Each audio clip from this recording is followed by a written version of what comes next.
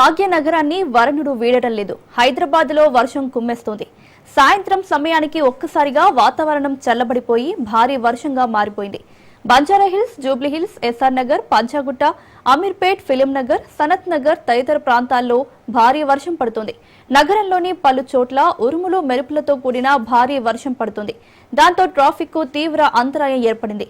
ఎక్కడికక్కడే traffic నిలిచిపోయి వాహనదారులు ఇబ్బందులు పడుతున్నారు. ప్రధానంగా సోమాజిగూడ నుంచి పంచాగుట్ట వైపు భారీగా ట్రాఫిక్ స్తంభించిపోయింది.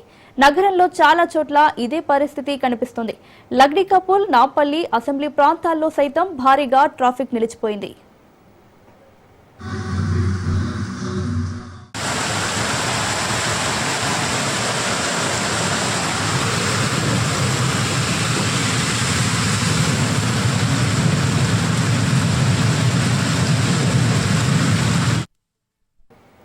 నిమిషానికి వర్ష తీవ్రత పెరుగుతోంది. నగరంలోని పలు చోట్ల కుండపోత వర్షం పడుతోంది.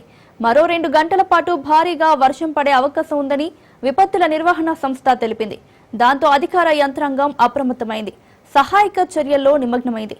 డిఆర్ఎఫ్, హైడ్రా, జీహెచ్ఎంసీ అధికారులు సహాయక చర్యలు చేపట్టారు. ఆఫీస్ లాగౌట్ కావడంతో ఎవరూ బయటకు రావద్దని అధికారులు ఆదేశించారు. హైదరాబాద్కు ఆరెంజ్ అలర్ట్ జారీ చేశారు.